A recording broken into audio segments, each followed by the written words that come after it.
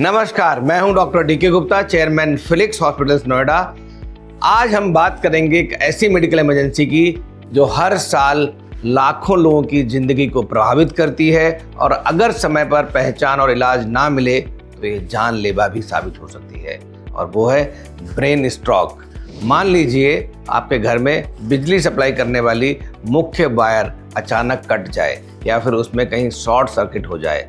शुरुआत में कुछ उपकरण काम करना बंद कर देते हैं, फिर पूरे घर की जो व्यवस्था है वो प्रभावित होने लगती है, और अगर समस्या तुरंत ठीक की ना जाए तो बड़ा नुकसान हो सकता है। आप इसे शरीर से जोड़कर समझते हैं। घर की बिजली की वायर यानी हमारी जो ब्लड वेसल्स हैं, जो वायर है वो ब्लड वेसल्स हैं। बिजली का प्रवाह जो करंट है वो ब्लड फ्लो है, जो ब्लड अंदर बह रहा है आर्टरीज के अंदर। और घर के सभी उपकरण मतलब हमारा मस्तिष्क यानी ब्रेन और दूसरे ऑर्गन्स हैं।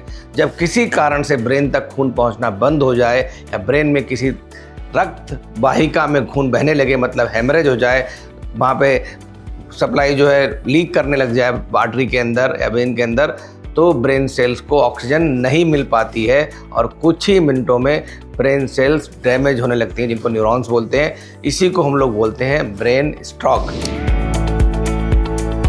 पहले हम बात करेंगे कि ब्रेन स्ट्रोक आखिर होता है तो उसका मुख्य कारण क्या है, क्यों होता है, इसके बारे में बात करेंगे। फिर हम बात करेंगे कि इसके रिस्क फैक्टर्स क्या हैं, कि कौन कौन से ऐसे लोग हैं जो प्रोन हैं ब्रेन स्ट्रोक के लिए। फिर हम बात करेंगे इसके लक्षण क्या है, मतलब साइन एंड सिम्टम्स क्या है, मीन्स अगर किसी को ब्रेन स्ट्रोक हो रहा है तो हम आसानी से कैसे पहचान सकें इसको ब्रेन स्ट्रोक है या नहीं है। उसके बाद बात करेंगे कि कौन से ऐसे टेस्ट हैं, डायग्नोस्टिक टेस्ट हैं लैब के या रेडियोलॉजिकल टेस्ट सीटी एमआरआई, जिससे करने से हमें कंफर्म कर सकते हैं कि किसी को स्ट्रोक हुआ है या नहीं हुआ है। उसके बाद बात करेंगे कि इसका इलाज क्या है, ये बहुत इंपॉर्टेंट है क्योंकि अर्ली इलाज करने से किसी की हम जान भी बचा सकते हैं। उसके बाद हम बात करेंगे कि इससे कैसे बचा जा सकता है, मतलब प्रिवेंशन के क्या उपाय हैं, बहुत इंपॉर्टेंट है। कौन से लाइफस्टाइल चेंजेस हैं जिसे करके हम इससे बच सकते हैं। तो आगे बढ़ने से पहले हम बात करते हैं कि ब्रेन स्ट्रोक जो है वो दो तरह का होता है, मतलब कि एक जो उसकी पैथोफिजियोलॉजी है उसके बेस पे हमने इसे दो तरह डिवाइड किया है। पहला होता है इस्केमिक स्ट्रोक, मतलब उसमें जो ब्रेन के अंदर आर्टरी जा रही होती है उसके अंदर क्लॉट जाके फंस जाता है और ब्लड का बहना रुक जाता है, जिसकी वजह से इस्केमिक स्ट्रोक बोलते हैं। इसको इन्फार्क्ट भी बोलते हैं। जैसे ये आर्टरीज है, इसके अंदर एक क्लॉट फंस गया है, इसकी वजह से जो ब्लड सप्लाई थी वो आगे नहीं जा पा रही है और जो इतना एरिया है वो बिल्कुल ऑक्सीजन इसमें नहीं पहुंच पा रही, ग्लूकोज नहीं पहुंच पा रहा, उसके जो न्यूरॉन्स है वो डैमेज होने लगते हैं। दूसरा होता है हेमरेजिक स्ट्रोक, मतलब जो आर्टरीज या जो ब्लड वेसल्स होती हैं उसके अंदर रप्चर हो जाता है, कुछ एनेरिज्म है, वहाँ पे कमजोर नस है या बीपी हाई होने की वजह से ये रप्चर हो जाता है। उसकी वजह से ब्लड आसपास इकट्ठा हो जाता है और वो ब्रेन की सेल्स पे जो न्यूरॉन्स हैं उन पे दबाव बनाता है, उनको डैमेज करता है, और वो भी एक ब्रेन स्ट्रोक ही है। अब हम बात करेंगे कि ब्रेन स्ट्रोक क्यों होता है। बहुत इंपॉर्टेंट है, कारण क्या है जो हमें पता होना चाहिए जिसकी वजह से हम इससे बच सकते हैं। हाई ब्लड प्रेशर, भारत वर्ष में हर तीसरे चौथे व्यक्ति को हाइपरटेंशन है, बहुत इंपॉर्टेंट है। हाइपरटेंशन ना ही खाली ब्रेन स्ट्रोक करती है, ये आपके जो हार्ट को भी डैमेज करती है, किडनी को भी डैमेज करती है और बहुत सारे ऑर्गन्स हैं जैसे रेटिना है, हमारी जॉइंट्स हैं, नर्व्स हैं, इनको डैमेज करती है। तो ब्रेन स्ट्रोक एक बहुत बड़ा जो कारण है इंडिया में और ग्लोबली भी है वो हाई ब्लड प्रेशर है, हाइपरटेंशन है। दूसरा है हार्ट डिजीज, अगर किसी को हार्ट की प्रॉब्लम है, एट्रियल फिब्रिलेशन है या कोई दूसरे क्लॉट्स बन रहे हैं हार्ट में जिसकी वजह से वो वहाँ से क्लॉट निकल के आपकी नसों में फंस जाते हैं, तो उसकी वजह से भी ब्रेन स्ट्रोक हो सकता है। अनकंट्रोल्ड डायबिटीज मेलाइटस बहुत कॉमन कॉज है। इंडिया में लोग डायबिटीज़ के बहुत सारे लोग हैं, मतलब कि इंडिया जो है डायबिटीज़ की कैपिटल बोला जाता है और डायबिटीज़ की वजह से भी बहुत सारे कॉम्प्लिकेशंस होते हैं, उनमें एक कॉम्प्लिकेशन ब्रेन स्ट्रोक है। दूसरा हाई कोलेस्ट्रॉल लेवल है। हम सब जानते हैं जो लिपिड प्रोफाइल है बहुत इंपॉर्टेंट है, खास करके जो ट्राइग्लिसराइड है या हमारा जो कोलेस्ट्रॉल है, अगर ये हाई है तो इस ब्रेन स्ट्रोक की संभावना बढ़ जाती है। अगर कोई व्यक्ति स्मोकर है या टोबैको च्योर है तो भी रिस्क कई गुना बढ़ जाता है ब्रेन स्ट्रोक का भी, और हार्ट अटैक का और जो हार्ट की परेशानी है उनका भी बढ़ जाता है। इसके अलावा अगर आप अल्कोहल बहुत अत्यधिक मात्रा में लेते हैं, मतलब बहुत फ्रिक्वेंट अल्कोहल का सेवन करते हो, अधिक मात्रा में करते हैं, तो भी आपको ब्रेन स्ट्रोक बढ़ने की संभावना बढ़ जाती है। तो अगर ये रिस्क फैक्टर्स हमें पता हो तो इनको हम कंट्रोल कर सकते हैं, मिटिगेट कर सकते हैं और अपनी जान बचा सकते हैं और दूसरों की जान भी बचा सकते हैं। अब बात करते हैं इसके रिस्क फैक्टर्स क्या हैं, मतलब ऐसे कौन से लोग हैं जो हाई रिस्क में हैं ब्रेन स्ट्रोक डेवलप करने के लिए। पहला, अगर आपकी उम्र 50-60 साल से ऊपर है। दूसरा, हाई ब्लड प्रेशर जैसे मैंने अभी बताया था। तीसरा, डायबिटीज। चौथा, मोटापा भी एक बहुत बड़ा कारण है ब्रेन स्ट्रोक का और बहुत सारी बीमारियों का। पांचवा हाई कोलेस्ट्रॉल लेवल जिसकी हम बात कर रहे थे, छठा स्मोकिंग है। अगर आपके घर में किसी को फैमिली हिस्ट्री है स्ट्रोक की, हार्ट डिजीज़ की या न्यूरोलॉजिकल प्रॉब्लम्स की, तो भी संभावना आपको ब्रेन स्ट्रोक की अधिक है। किसी को हार्ट रिदम डिसऑर्डर है, जैसे मान लीजिए वेंट्रिकुलर टैकिकार्डिया है, एट्रियल फिब्रिलेशंस हैं, ऐसे मतलब हार्ट बीट बहुत ज़्यादा बढ़ जाती है, उसकी वजह से पंपिंग इफेक्टिव नहीं होती तो क्लॉट बढ़ने की संभावना बढ़ जाती है। वो क्लॉट वहाँ से निकल के डिसलॉज होकर आपके आर्टरीज में फंस सकता है और ब्रेन स्ट्रोक कर सकता है। फिजिकल इनएक्टिविटी, अगर आप फिजिकली इनएक्टिव हैं तो भी आपको हार्ट ब्रेन स्ट्रोक की संभावना अधिक है। स्ट्रेस, मेंटल स्ट्रेस बहुत सारी बीमारियों का कारण है, उसमें एक बीमारी ब्रेन स्ट्रोक भी है।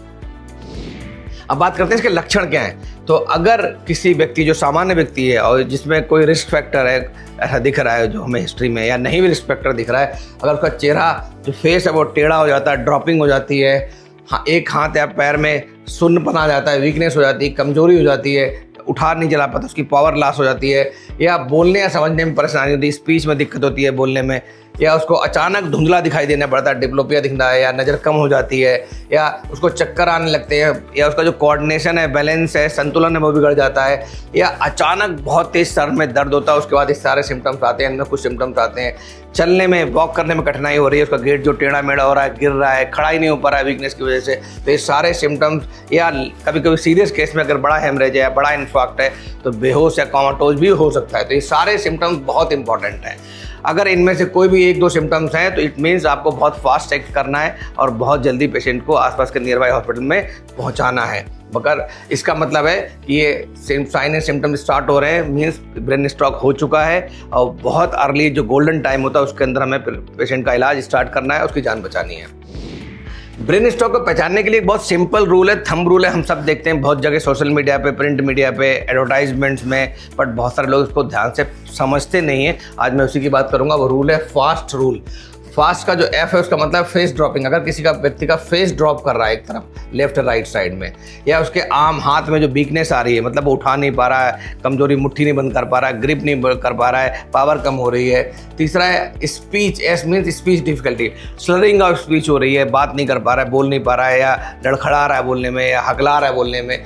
और तीसरा होता है टाइम टू एक्ट, मतलब अगर ये तीन में से कोई भी सिम्टम है तो मीन्स स्ट्रोक है, until and unless proved otherwise. जब तक क्लिनिकली प्रूव ना हो जाए, डॉक्टर प्रूव ना कर दे कि नहीं है, तब तक हमें स्ट्रोक मान के ही तुरंत टाइम पे एक्ट करना है और पेशेंट को अस्पताल में शिफ्ट करना है।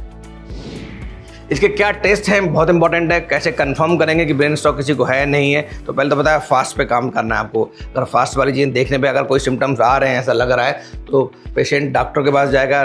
जो भी अस्पताल होता है, बड़ा अस्पताल होता है, उसमें एक न्यूरोलॉजिस्ट होता है या न्यूरोलॉजिकल टीम होती है डॉक्टर्स की, वो देखती है। पहले वो हिस्ट्री लेते हैं, फिजिकल एग्जामिनेशन करते हैं, बहुत इंपॉर्टेंट है न्यूरोलॉजिकल पेशेंट्स में।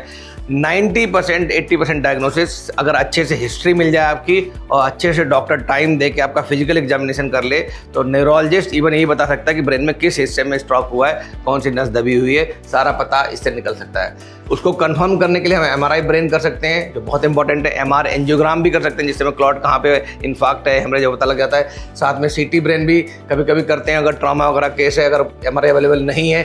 कुछ ब्लड टेस्ट होते हैं, वो बहुत इंपॉर्टेंट, वो करे जाते हैं, हम लोग उसमें करते हैं। ईसीजी इंपॉर्टेंट है, हार्ट का रूल आउट करने के लिए कोई प्रॉब्लम तो नहीं है। इकोकार्डियोग्राफी भी हार्ट को रूल आउट करने के लिए करते हैं, बिकॉज कहीं बहुत बार होता है जो हार्ट में क्लॉट्स बन जाते हैं, जिसकी वजह से वो डिसलॉज होकर ब्रेन में पहुंच जाते हैं, तो उसको रूल आउट करने के लिए होता है। इसके अलावा कैरोटिड डॉपलर टेस्ट, मतलब जो हमारी कैरोटिड आर्टरीज होती हैं, उसको देखते हैं कि उसकी स्टेनोसिस तो नहीं है, उसमें कोई प्लेक तो नहीं है, उसमें कोई क्लॉट तो नहीं है जो डिसलॉज होकर ब्रेन में जाके फंस गया है। तो ये सारे टेस्ट होते हैं, कुछ कंफर्मेशन के लिए होते हैं, कुछ सपोर्ट के लिए होते हैं। बहुत इंपॉर्टेंट टेस्ट हैं, हर हॉस्पिटल में हर डॉक्टर को करवाने चाहिए। अगर कोई पेशेंट स्ट्रोक है तो उसी जगह लेके जाएं जहाँ पे एमआरआई अवेलेबल है 24/7। बहुत इंपॉर्टेंट डायग्नोस्टिक टेस्ट है, क्योंकि उसी के बेस पे हम इमीडिएट जो अगर हमें थ्रोम्बोलाइसिस करनी है, क्लॉट को डिसलॉज करना है, डिजॉल्व करना है, वो हम कर सकते हैं। अब बात करेंगे इसका इलाज क्या है। सबसे पहला इंपॉर्टेंट, फास्ट में लास्ट था टी, एक्ट, मतलब आपको टाइम पे एक्ट करना है कि आपको तुरंत नियरेस्ट जो भी बड़ा अस्पताल है वहाँ पहुँचाना है, जहाँ पे एमआरआई की सुविधा हो, NABH NABL एक्रेडिटेड हॉस्पिटल हो, न्यूरोलॉजिस्ट 24 घंटे मिलता हो, उस अस्पताल में शिफ्ट करना है। शुरुआती घंटे मैंने जो बताना, जो गोल्डन टाइम होता है उसमें हम थ्रोम्बोलाइसिस मतलब क्लॉट को बस्टर मेडिसिन दी जा सकती है, मतलब क्लॉट को डिजॉल्व किया जा सकता है, but it should be done under direct supervision of A qualified neurologist and his team. और इस आईसीयू के अंदर, न्यूरो आईसीयू के अंदर होता है, और साथ में सारे जो डायग्नोस्टिक टेस्ट है वहाँ पे होने की सुविधा होनी चाहिए, जिसमें एमआरआई है, एमआरआई ब्रेन करते हैं, एमआरआई एंजियोग्राम करते हैं, या कार्डियक जो टीम है वो उपलब्ध होनी चाहिए, कार्डियक डायग्नोस्टिक टेस्ट सब हो जाने चाहिए, उस अस्पताल में शिफ्ट करना चाहिए। कभी कभी अगर लगता है कि क्लॉट फंस गया है, उसमें हम उस क्लॉट को रिमूव भी कर सकते हैं, उसको हम थ्रोम्बोक्टमी बोलते हैं, जो इंटरवेंशन न्यूरोलॉजिस्ट करता है, नॉर्मल न्यूरोलॉजिस्ट नहीं करता है, और इसके लिए कैथ लैब के अंदर प्रोसीजर होता है, जिसकी कैथ लैब भी डिफरेंट होती है, तो हर अस्पताल में कैथ लैब भी नहीं होती है। तो अगर ऐसा कोई पेशेंट तो उस अस्पताल में शिफ्ट करें जहाँ पे न्यूरो कैथ लैब है, जहाँ पे न्यूरो इंटरवेंशन भी पॉसिबल है, तो वहाँ पे देखते हैं। इसके अलावा अगर उस समय पता लग गया है ब्लड प्रेशर बढ़ा हुआ है, तो ब्लड प्रेशर या जो शुगर बढ़ी हुई है तो उसको कंट्रोल करते हैं, वो फिजिशियन की हेल्प लेते हैं, जो फिजिशियन होते हैं, डायबिटोलॉजिस्ट होते हैं या कार्डियोलॉजिस्ट होते हैं, उनकी टीम के साथ मिलकर हम उसके ब्लड प्रेशर और शुगर को कंट्रोल करते हैं। आईसीयू बहुत इंपॉर्टेंट है, एक न्यूरो आईसीयू जिसमें सारी EEG, video EEG, ECG, NCB, EMG, MRI brain और की सुविधा सपोर्ट होनी चाहिए। क्वालिफाइड इंटरवेंशन न्यूरोलॉजिस्ट होना चाहिए, क्वालिफाइड न्यूरोलॉजिस्ट होना चाहिए, साथ में क्वालिफाइड इंटेंसिविस्ट भी होना चाहिए, जो आईसीयू में एक्सपर्ट हो, जो न्यूरो के केसेस को ट्रीट करने में एक्सपर्ट हो, जिसको न्यूरो इंटेंसिविस्ट भी बोलते हैं, वो आईसीयू में होने चाहिए, वो आईसीयू मॉनिटरिंग के लिए। फिर अगर पेशेंट रिकवरी के फेज में इमीडिएट चीज़ें ठीक हो गई है, तो हमें वहाँ पे अच्छी फिजियोथेरेपी और अच्छा रिहेबिलिटेशन डिपार्टमेंट होना चाहिए, और वहाँ पे फिजियोथेरेपी करनी चाहिए और रिहेबिलिटेशन की प्रक्रिया शुरू करनी चाहिए। बिकॉज बहुत बार क्या होता है, वीकनेस हो जाती है, स्लरिंग ऑफ स्पीच होती है, हाथ पैर में वीकनेस होती है, तो उसके लिए आपको एक्टिव पैसिव मूवमेंट, बहुत सारे एक्सरसाइज, बहुत सारी मॉडलिटीज जो फिजियोथेरेपी की होती हैं उन पर काम करना पड़ता है, और टाइम लगता है, बट रिकवरी बहुत बार बहुत अच्छी रिकवरी होती है। तो ये बहुत इंपॉर्टेंट डिपार्टमेंट है फिजियोथेरेपी और रिहेबिलिटेशन का। स्पीच थेरेपी की आवश्यकता पड़ सकती है अगर ब्रेन में कभी स्पीच का इन्वॉल्वमेंट हो चुका है, स्पीच ठीक नहीं पेशेंट की। साइकोलॉजिकल सपोर्ट ये भी बहुत इंपॉर्टेंट है।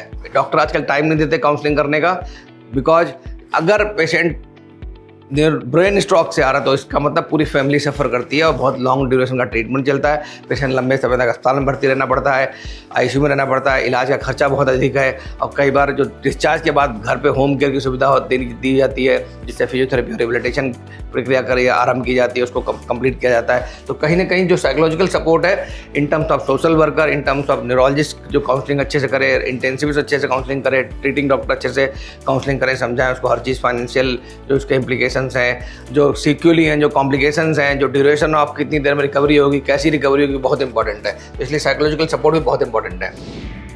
अब बात करते हैं इससे कैसे बच सकते हैं। जैसे हम सब जानते हैं prevention is better than cure. बचने के लिए सबसे इंपॉर्टेंट, जैसे मैंने बताया कि हर चौथा व्यक्ति, तीसरा व्यक्ति भारत में इस समय हाइपरटेंसिव है, और ये एक साइलेंट किलर है। ये खाली आपके ब्रेन स्ट्रोक के रिस्क नहीं बढ़ाता, आपके हार्ट अटैक का, हार्ट फेलियर का, किडनी डैमेज का, किडनी फेलियर का, इवन डायलिसिस जो होती है आजकल, इसकी वजह से बहुत बड़ा कारण उसका हाइपरटेंशन है। तो इसको कंट्रोल करें, इसको नियंत्रित करें।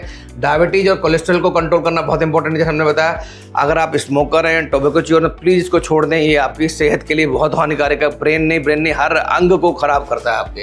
इसके अलावा एल्कोहल अगर लेते हैं तो ना लें, अगर आप लेते भी हैं तो बहुत सीमित मात्रा में, 1 या 2 पैक डेली हफ्ते में, 1 या 2 पैक हफ्ते में 1 या 2 बार ही लेना काफ़ी है, इससे अधिक ना लें। अपने वेट को कंट्रोल करें, क्योंकि ओबेसिटी एक रिस्क फैक्टर है ब्रेन स्ट्रोक के लिए। तो अगर हम अपना वजन कंट्रोल कर लेंगे तो हम रिस्क को कम कर सकते हैं। संतुलित और पौष्टिक भोजन लें, बहुत इंपॉर्टेंट। डाइट कंट्रोल सिर्फ ब्रेन स्ट्रोक नहीं बचाता, आपको ट्राइग्लिसराइड को ठीक करता है, कोलेस्ट्रॉल कम करता है, आपका ब्लड प्रेशर ठीक रखता है, आपकी ओबेसिटी, मोटापे को कम करता है, कैंसर होने की संभावना कम होती है, हार्ट की प्रॉब्लम्स कम होती हैं, जॉइंट्स की प्रॉब्लम्स कम होती हैं, नर्व्स की प्रॉब्लम्स कम होती हैं। मतलब हर बॉडी के अंग को ओबेसिटी कहीं ना कहीं डायरेक्टली इनडायरेक्टली अफेक्ट करती है, जिसकी वजह से बहुत सारे कॉम्प्लिकेशंस हो सकते हैं। तो अगर आप अपना भोजन ठीक लेंगे तो उससे आपकी ओबेसिटी कम होगी, वजन नियंत्रित रहेगा और आपको ठीक रहेगा।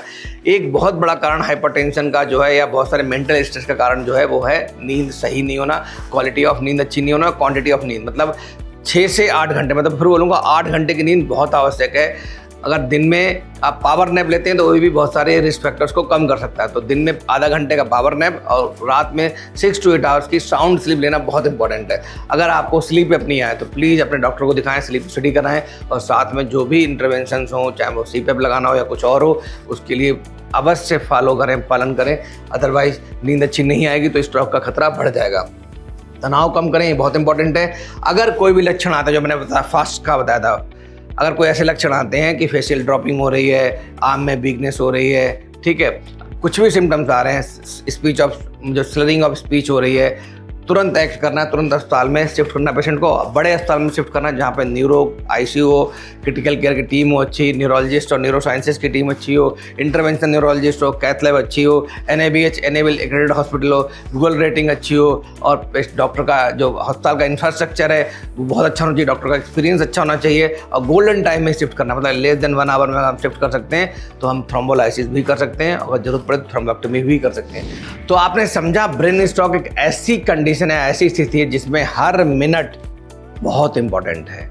अगर समय पर पहचान हो जाए और तुरंत इलाज मिल जाए, गोल्डन टाइम में इलाज मिल जाए, तो ना हम सिर्फ पेशेंट की जान बचा सकते हैं बल्कि जो सीक्वली या जो कॉम्प्लिकेशंस होते हैं, जो वीकनेस होती है, पैरालिसिस होती है, उस खतरे को भी काफ़ी हद तक कम कर सकते हैं। इसीलिए फास्ट रूल को याद रखें और किसी भी संदिग्ध लक्षण को कभी भी इग्नोर ना करें। अगर आपको या आपके किसी परिजन या आपके आसपास किसी को ब्रेन स्ट्रोक से जुड़ा कोई भी लक्षण महसूस हो तो बिना देर करे नियरेस्ट जो बड़ा अस्पताल है वहाँ शिफ्ट करें। धन्यवाद। आज के लिए बस इतना ही। अगले सप्ताह फिर मुलाकात होगी किसी नई बीमारी के साथ में। फिर हम आपको जागरूक करेंगे, फिर आपको हम एक्सप्लेन करेंगे सिंपल और आपके आसान शब्दों में। बहुत बहुत धन्यवाद।